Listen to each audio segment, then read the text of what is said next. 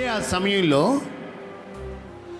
దేవుని మందిరములో సిద్ధపడి, చెప్పండి ఏమయ్యి, సిద్ధపాటు కలిగి ప్రభు మందిరానికి వచ్చేదట.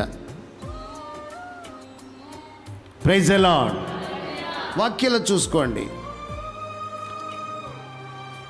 దేవుని సన్నిధికి రావాలి అనే ఒక ఆశ, ఆసక్తి, తాపత్రయం, ఒక సిద్ధపాటు మీరు ఎప్పుడు కలిగి జీవిస్తారో